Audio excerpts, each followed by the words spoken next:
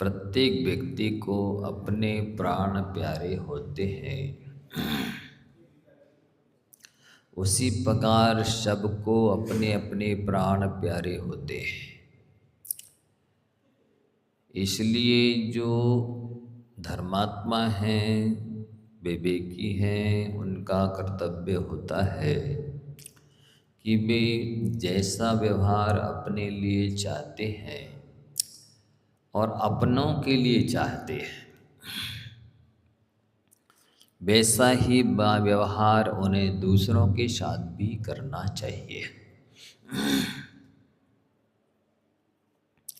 किसी की प्रार्थना को स्वीकार करते समय, दान देते समय, सुख दुख अथवा हित अहित करते समय व्यक्ति को यह ध्यान रखना चाहिए कि यदि ऐसी स्थिति में मैं फंस गया होता तो मैं दूसरों से क्या अपेक्षा रखता। तो सामने वाला उस स्थिति में पड़ा है तो अपने लिए भी उसके साथ भी वैसा ही व्यवहार करना चाहिए। आगे कल बताया गया था कि आपको पंडित बनने के लिए 3 चीज़ों की आवश्यकता है। कौन कौन सी 3 चीज़ें? एक तो पराई माँ बहन को अपनी माँ बहन के समान देखना। दूसरा, दूसरे के धन को मिट्टी के ढेले के समान समझना। तीसरा, प्राणी मात्र को अपने जैसा मानना। ये 3 चीज़ें जिसके अंदर होती हैं वो पंडित कहलाता है। और ये 3 चीज़ें आनी चाहिए। इससे शिष्टाचार भी आता है, सभ्यता भी आती है, सज्जनता भी आती है। और जो सोशल साइंस के पंचशील हैं वे भी अपने अंदर आते हैं। फिर आगे कहा गया था कि आपको दान देते समय, सेवा करते समय इस बात का ध्यान रखना है कि जहाँ पर जिस चीज़ की आवश्यकता है वहाँ पर उस चीज़ को देना महत्वपूर्ण होता है। जहाँ जिस चीज़ की आवश्यकता नहीं है फिर भी आप वहाँ पर उसी चीज़ को दे रहे हैं तो ये उचित नहीं है। क्योंकि भूखे को ही भोजन का महत्व होता है, गरीब को ही धन का महत्व होता है। जिसका पेट भरा है, जिसके पास पर्याप्त धन है, वो ना भोजन की कीमत समझता है ना ही धन की कीमत समझता है। और एक और विशेष बात कही गई थी कि यदि आप किसी उपकारी का प्रत्युपकार कर रहे हैं तो कोई बड़ा एहसान नहीं कर रहे हैं, ना धर्म कर रहे हैं। क्योंकि आप तो उससे पहले ही उपकार ले चुके हैं, आपके सिर पर उसका उपकार है। और यदि आप प्रत्युपकार कर रहे हैं तो वो तो कर्ज लौटा रहे हैं, ये कोई धर्म नहीं कर रहे हैं, परोपकार नहीं कर रहे हैं। दूसरी बात कही थी, यदि आप ना आपका पहले से किसी पर उपकार है ना उसका आपके ऊपर उपकार है, और आप उपकार कर रहे हैं पर इस भाव से कर रहे हैं कि ये भी मेरे कभी काम में आएगा, स्वार्थ सिद्धि के लिए कर रहे हैं, प्रत्युपकार की भावना से कर रहे हैं, तो भी आप ये कोई धर्म नहीं कर रहे हैं, परोपकार नहीं कर रहे हैं, कोई बड़ी चीज़ नहीं आपके अंदर है। ये सात्विक दान नहीं है जो प्रत्युपकार के बदले में प्रत्युपकार किया जाता है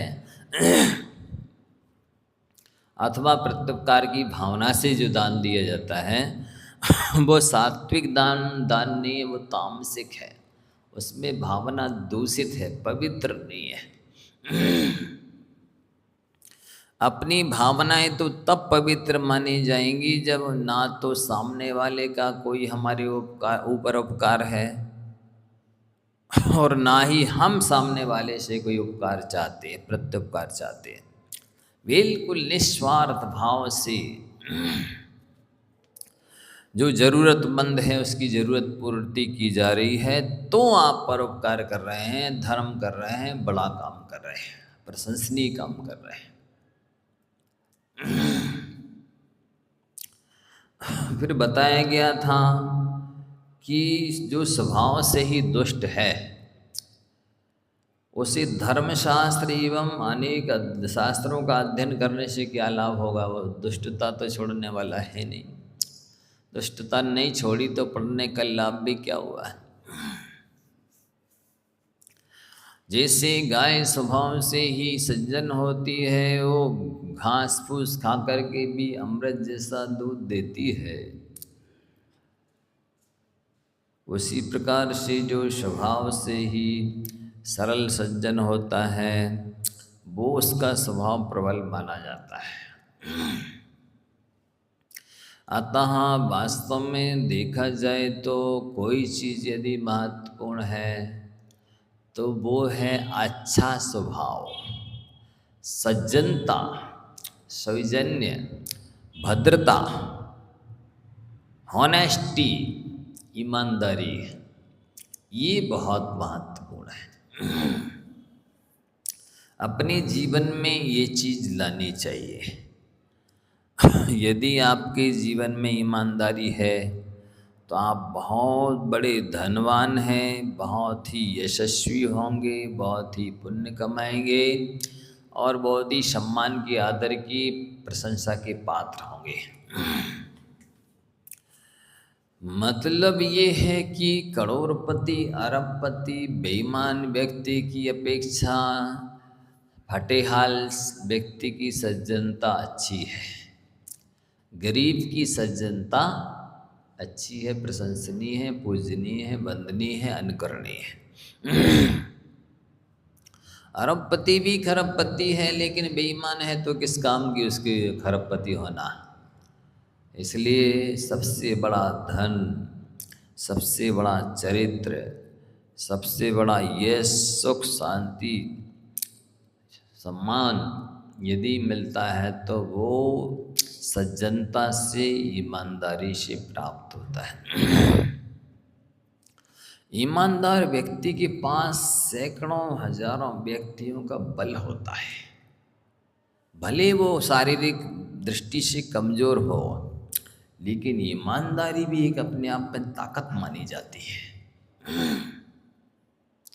जो ईमानदार है वो व्यक्ति बहुत सबल है, सशक्त है, पावरफुल है, वो तो दूसरों को आशीर्वाद देने की काबिल होता है। और बेईमान व्यक्ति को कोई आशीर्वाद भी दे दे तो फलीभूत नहीं होगा, क्योंकि उसकी बेईमानी स्वयं एक बहुत बड़ा अभिशाप है। उसकी बदनीयत ही एक सबसे बड़ा, उसका कहना चाहिए, वीक पॉइंट है, कमजोरी है। जो उसकी बेईमानी है वह उसे दूसरों की नज़रों में गिरा के रहेगी, दूसरे के चरणों में गिरा के रहेगी। यदि किसी की नज़रों में नहीं गिरना है और किसी के चरणों में नहीं गिरना है तो अपनी ईमानदारी को बरकरार रखो। ऐसा फिर आगे आपको बताया गया था कि वस्तुतः बेईमान व्यक्ति का धन भी काम में नहीं आता, बेईमान व्यक्ति का यश भी नहीं होता, बेईमान व्यक्ति को सम्मान भी नहीं मिलता, बेईमान व्यक्ति का कोई मित्र भी नहीं होता है, बेईमान व्यक्ति से कोई रिश्तेदारी भी नहीं निभाना चाहता, चलाना चाहता है। और ईमानदार व्यक्ति के पास भले तत्काल में धन ना भी हो, तब भी ईमानदार व्यक्ति को कभी भी कहीं भी किसी भी चीज़ की कमी नहीं पड़ती है। इसलिए चाहे कितना भी नुकसान हो, श्रम समय लग जाए, लग जाने दो, लेकिन ईमानदारी नहीं जानी चाहिए, ईमानदारी सुरक्षित रहनी चाहिए। तो ये बहुत बड़ी बात मानी जाती है। फिर बताया कि जिस प्रकार से हाथी का स्नान करना व्यर्थ है, क्योंकि पहले वो जल स्नान करता है और फिर जलाशय से बाहर निकल कर के रज स्नान करता है।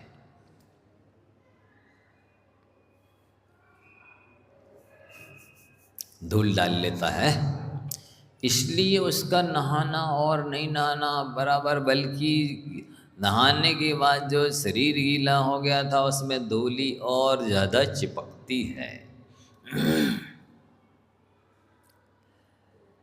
तथा जैसे विधवा स्त्री का श्रृंगार करना व्यर्थ होता है, उसी प्रकार से इंद्रिय और मन पर संयम न रखने वाले व्यक्ति का शास्त्र ज्ञान भी निरर्थक होता है।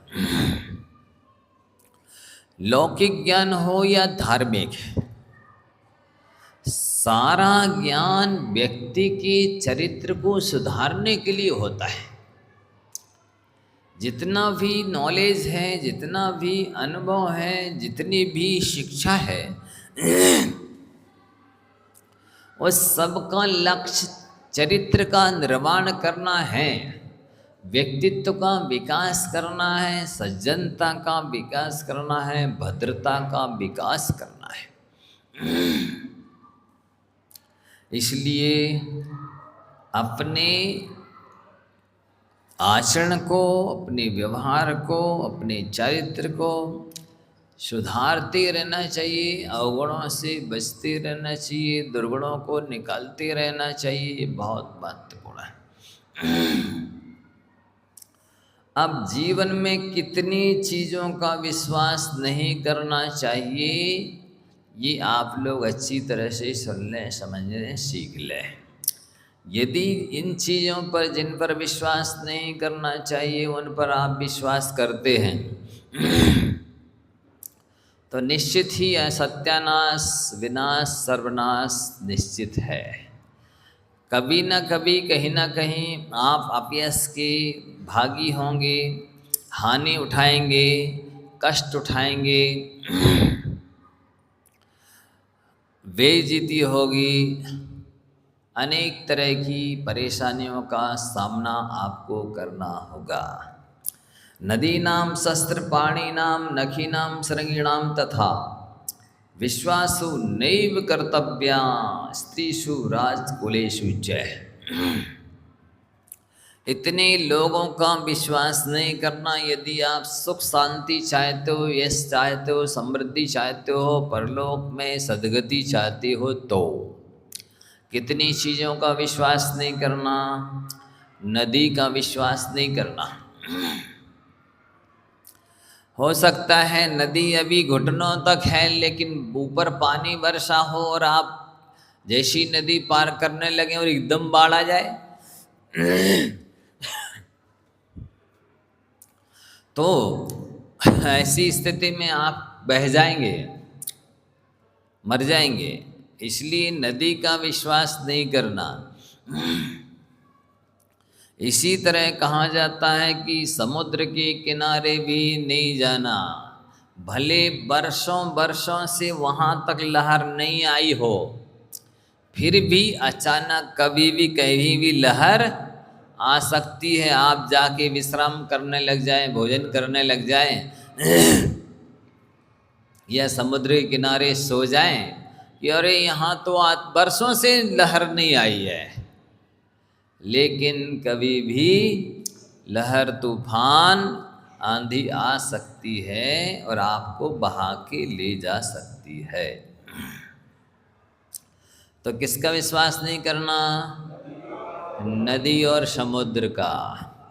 फिर हाथ में शस्त्र लिए हो जो व्यक्ति, उसका भी विश्वास नहीं करना। कभी भी आपने उसको गुस्सा चढ़ा दी, उसकी प्रतिकूल व्यवहार कर दिया, उसकी बात नहीं मानी, कब वो असंतुष्ट हो जाएगा, नाराज हो जाएगा और शस्त्र प्रहार कर देगा। इसलिए जिसकी हाथ में शस्त्र है उसका विश्वास नहीं करना। नाखून वालों का भी विश्वास नहीं करना चाहिए। नाखून वाले मांसाहारी माने जाते हैं।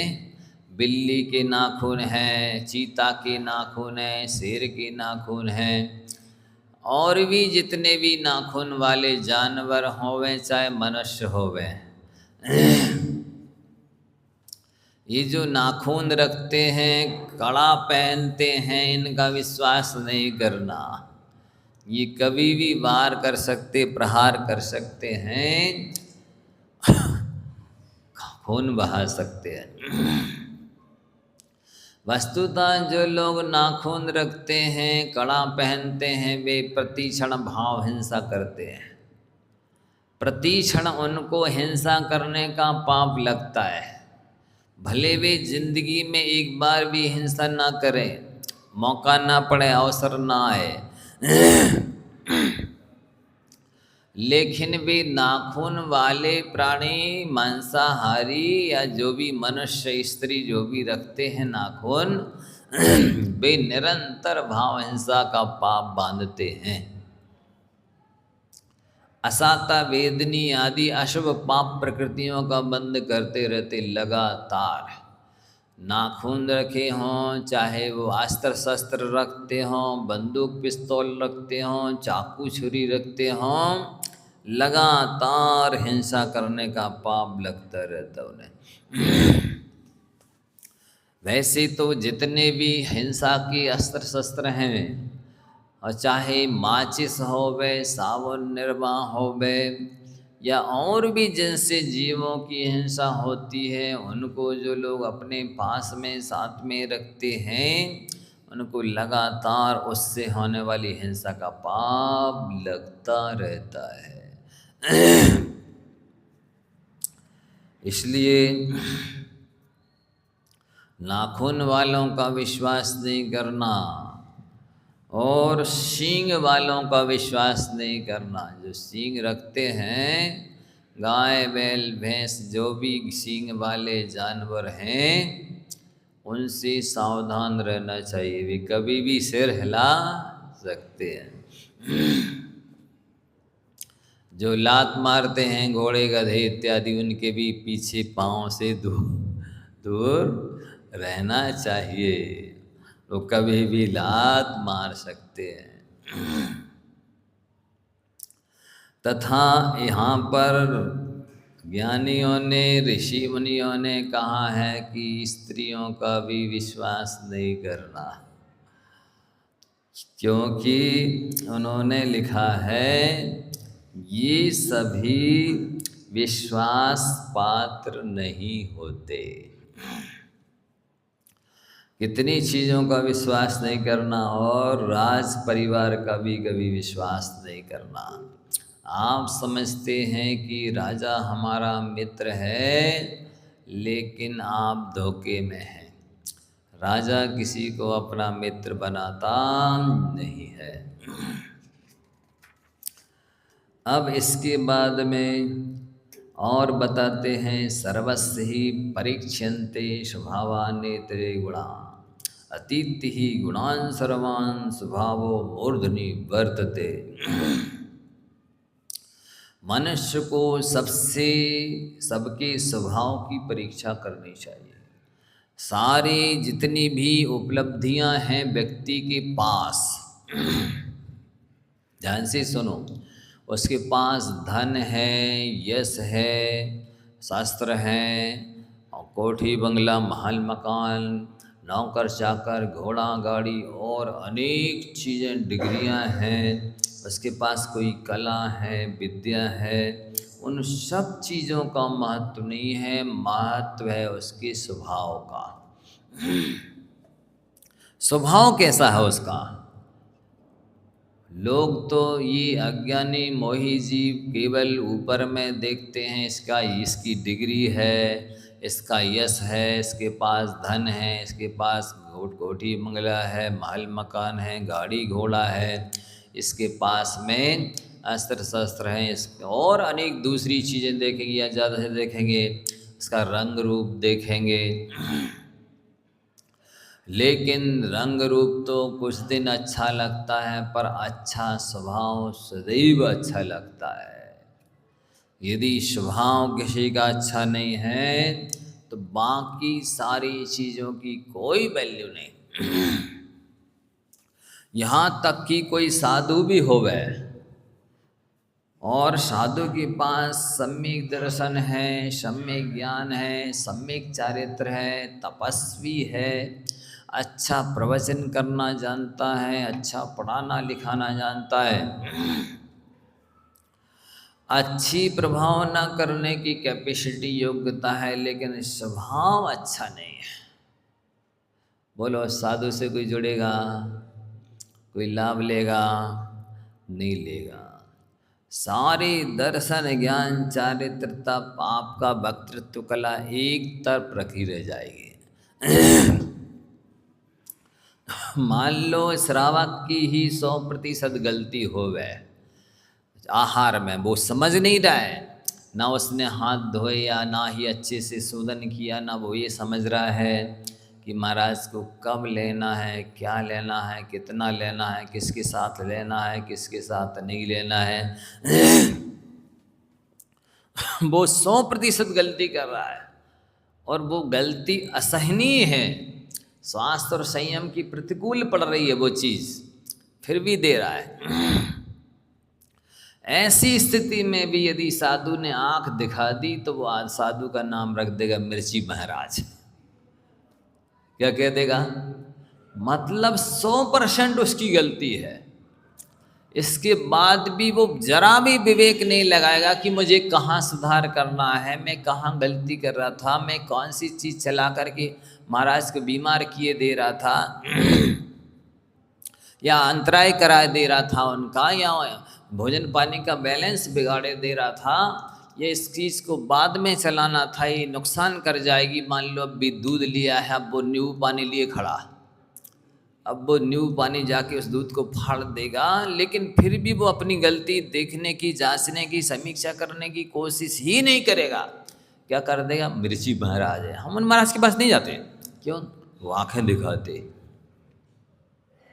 ये नहीं कहेगा कि मैं वहाँ जाके कितनी हरकतें करता हूँ, नखरेबाजी और अज्ञानतापूर्ण आचरण करता हूँ, ये बिल्कुल भी ना पूछेगा। महाराज हमारे पास कौन सी कमी गलती है, कृपया करें बता दें, जिससे मैं उसे सुधार सकूं। हमको कुछ आता नहीं है, वाकई में हमसे गलतियां होती होंगी। तो ये तो नहीं कहेगा वो मिर्ची महाराज।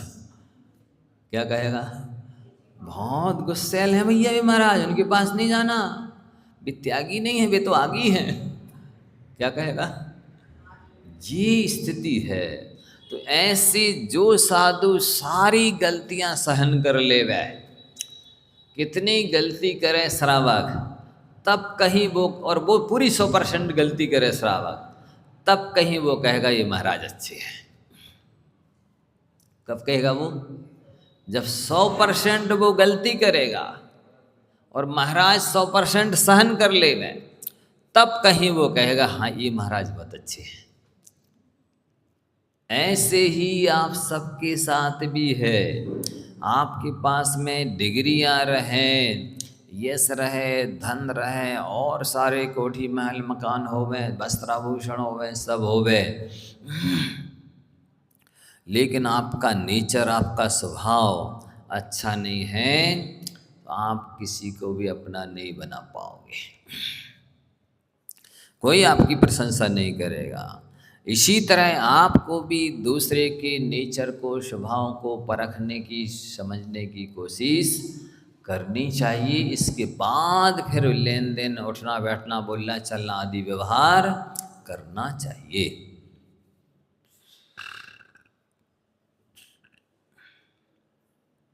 अब सुनो, आगे कहते हैं, सही गगन विहारी कलमसध्वंसकारी 10 सत्करचारी योधशाम मध्यचारी विदुरपि विधि योगात ग्रस्यते राहुणासौ लिखितमपि ललाटे प्रोज्झितुम का समर्था। बहुत अद्भुत श्लोक छंद है ये। देखो, विचार करो कि चंद्रमा आकाश में विहार करता है और साथ ही कलमश ध्वंसकारी अंधकार को दूर करता है, नष्ट करता है।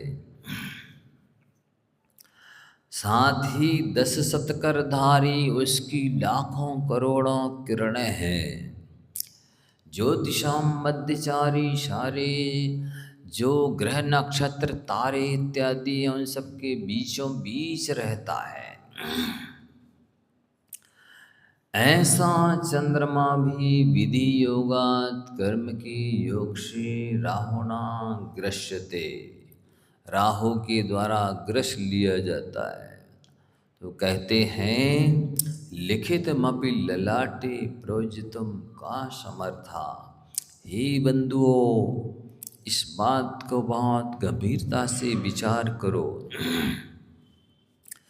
वह चंद्रमा भी जब राहु के द्वारा ग्रस लिया जाता है तब तीव्र पाप कर्म की उदय में किसी का कोई सहयोगी साथी नहीं होता। आप देखो ना, इसी तरह सूरज की दशा है। ज्योतिषी देव है, वर्चस्वशाली, प्रभुत्वशाली, प्रताप और प्रकाशवान है। ऐसा सूरज का आकाश में विहार करने वाला और सारे भुवन को प्रकाशित करने वाला, वो सूरज भी विधि के योग से केतु के द्वारा ग्रस लिया जाता है। सूर्य ग्रहण लग जाता है कि नहीं? चंद्र ग्रहण, सूर्य ग्रहण लग जाता है। इसलिए आप कभी ये नहीं सोचना हमारे यहाँ तो बहुत धन संपत्ति है, बहुत आय के साधन हैं, हमें कभी कोई विपत्ति, कोई समस्या नहीं आएगी। एक बार राजा भोज से उनकी मंत्री ने कहा, हे राजन, आप इतना दान करते हैं, आपदार्थे धनम रक्षेत, आपत्ति काल के लिए धन की रक्षा करनी चाहिए। क्या कहा? आप सब कुछ लुटा रहे हैं, दान देते रहते हैं, अपने पास भी तो रखो आपत्ति काल के लिए। मंत्रियों ने कहा, राजा ने कहा मंत्रियों से कि सुनो, श्रीमताम को तापदा, जो भाग्यवान लोग होते हैं, पुण्यात्मा होते हैं, उनको आपत्ति कहाँ से आ सकती है। पुनः मंत्री लोग कहते हैं, दैवात कुछ समायाति, यदि भाग्यवश कर्मोदयवश कहीं से विपत्ति आ गई तो राजा बोलता है कि यदि आ गई विपत्ति तो संरक्षितोपि विनश्यति।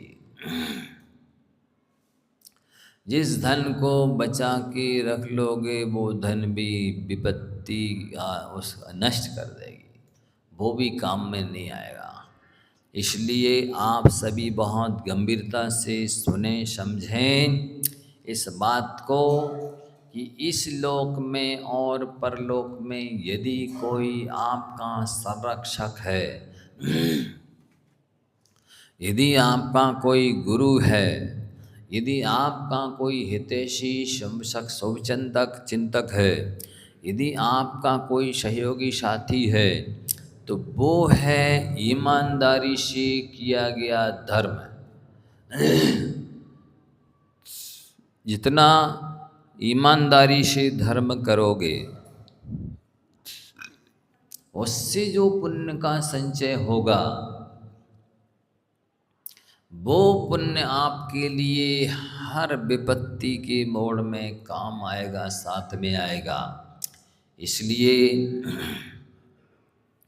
जैसे बने तैसे जप करके, तप करके, शील का पालन करके, संयम का पालन करके, त्याग करके, दान करके, तीर्थ यात्रा करके, पूजा विधान करके, स्वाध्याय करके, जीवों की रक्षा करके, परोपकार करके, हर हालत में पुण्य का पलड़ा भारी करो, अपने पुण्य को बढ़ाओ और जैसे बने तैसे पाप के पलड़े को हल्का करो, घटाओ, पापों को छोड़ो, व्यसनों को छोड़ो, त्रुटियों को, असंयम को, असभ्यता को छोड़ो। ये सारे उपाय आपको बुद्धिपूर्वक करने होंगे, क्योंकि वस्तुतः देखा जाए आप स्वयं अपने भाग्य के विधाता है। दूसरा कोई ब्रह्मा विष्णु महेश नहीं बैठा आपके भाग्य का जो निर्माता हो। आप जैसा चाहें वैसा अपने भाग्य को बनाइए। उस भाग्य को बनाने के लिए ही ये आप लोगों ने उपनयन संस्कार रखा है। अब अज्ञानी जो होंगे, दीर्घ संसारी जो होंगे, मिथ्या दृष्टि, वे तो इस उपनयन संस्कार में सम्मिलित नहीं होंगे, क्योंकि आपको बहुत ज़्यादा कुछ भी तब त्याग नहीं कराया जा रहा। जो चीज़ें नरक में ले जाने वाली हैं उनका त्याग कराया जा रहा, और जिनके सेवन करते रहने पर सम्यक दर्शन नहीं होगा, अनंत संसार घटने वाला नहीं है, बस उन्हीं चीज़ों का त्याग कराया जाएगा। आपको त्यागी नहीं बनाया जा रहा, घर नहीं छुड़ाया जा रहा, आपको एक सच्चा जैन बनाया जा रहा है। आप अभी नाम से जैन हैं, अब काम के जैन बन जाएं, जिससे आपका अनंत भविष्य उज्जवल हो, आपकी आत्मा अनंत काल के लिए सुखी बने। ये जो मानव पर्याय मिली है वो सफल और सार्थक हो। आपको मालूम है कितने समय के लिए ये त्रिश पर्याय मिलती है? बोलो, किसी को मालूम है? कुछ अधिक 2000 सागर के लिए मनुष्य पर्याय मिलती है। उसमें लगभग 2000 सागर तो नरक गति में और पशु गति में असंयम में चली जाती है, और जो कुछ अधिक समय है उसमें कुछ तो 2 इंद्री में, 3 इंद्री में, 4 इंद्री में, असैनी पंच इंद्री में चला जाता है। अब मात्र 48 भाव मनुष्य पर्याय के हैं। उन 48 भावों में से अपने कितने भाव निकल चुके हैं, हो सकता है ये अंतिम भाव होवे मनुष्य पर्याय का। इसके बाद में पुनः निगोद में 1 इंद्री में जाना है। यदि लास्ट भाव हुआ तो क्या कर लोगे, बोलो आप? आपने पुण्य तो कमाया नहीं, संयम तो पाला नहीं, धर्मार्जन तो किया नहीं, और ये पर्याय लास्ट थी आपकी। अब ये चली गई तो अनंत काल के लिए नरक निगोद में 1 इंद्रियों में पड़े रहोगे। वहाँ पर बुद्धिपूर्वक तो कोई पुरुषार्थ कर ही नहीं सकते। इसलिए बंधुओं, ये स्वर्णिम अवसर खोना नहीं चाहिए। इसमें इस मनुष्य पर्याय में जैन कुल में आने के बाद कोई भी प्रेस्टीज पॉइंट नहीं बनाना चाहिए कि जिस प्रेस्टीज पॉइंट के पीछे आपका धर्म छूट जाए, जिस प्रेस्टीज पॉइंट के पीछे आप अपने कर्तव्य का पालन ना कर सकें, जिस प्रेस्टीज पॉइंट के पीछे आप आचार्यों की, गुरुओं की आज्ञा का पालन ना कर सकें। ऐसी अज्ञानता से ही व्यक्ति प्रेस्टीज पॉइंट बनाता है। ज्ञानी का कोई प्रेस्टीज पॉइंट नहीं होता है। यदि उसका कोई संकल्प होता है तो मेरा धर्म नहीं जाना चाहिए, सब कुछ चला जाए। जिसके पास धर्म है उसके पास सब कुछ है, और जिसके पास धर्म नहीं है उसके पास कुछ भी नहीं है। आपको शुभम चक्रवर्ती और ब्रह्मदत्त चक्रवर्ती के बारे में सोचना चाहिए, जिनके पास 6 खंड का वैभव,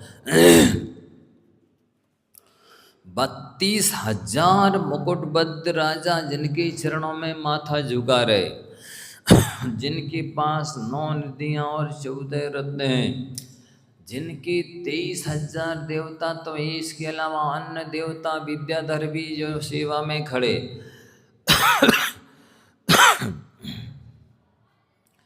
मनुष्यों का इंद्र है, मनुष्यों का स्वामी है, राजा है, चक्रवर्ती है, सर्वश्रेष्ठ पद जिसके पास है, सबसे ज़्यादा वैभव जिसके पास है, मनुष्यों में चक्रवर्ती से ज़्यादा वैभव किसी के पास नहीं। ऐसा सब कुछ सामर्थ्य होने के बाद भी केवल नहीं था तो धर्म नहीं था, और उस धर्म के अभाव में मनुष्य ज़्यादा से ज़्यादा कल्याण भी कर सकता है, और मनुष्य के पास ज़्यादा से ज़्यादा अकल्याण करने की भी सामर्थ्य होती है। तो उन चक्रवर्तियों ने ज़्यादा से ज़्यादा अकल्याण किया। पाप का उत्कृष्ट फल सप्तम नरक, उत्तम आयु 33 सागर की उनने प्राप्त की। इसीलिए आप लोग दर्शन पाठ में पढ़ते हैं, क्या पढ़ते हैं?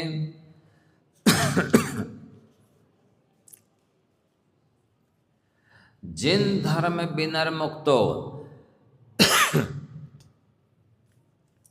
माँ भुवम चक्रवर्त्यपि श्यांचेटोपि दरिद्रोपि जिन धर्मानो वासता।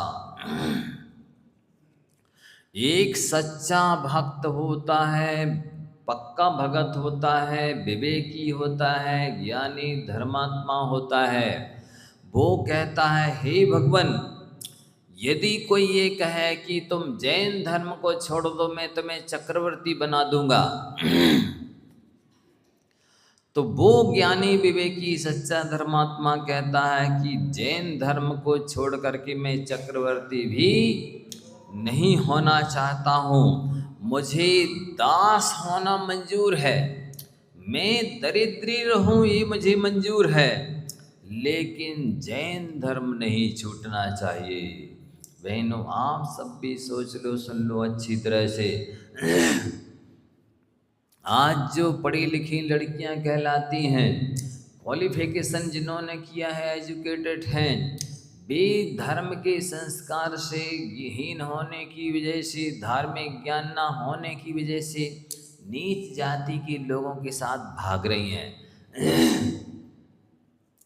जो म्लेच्छ हैं, मांसाहारी हैं, चरित्र से हीन हैं, विवेक से हीन हैं, धर्म से हीन हैं, ऐसे म्लेच्छों के साथ में नाम नहीं लेना चाहिए जाति का किसी की, अन्यथा अच्छा नहीं माना जाता।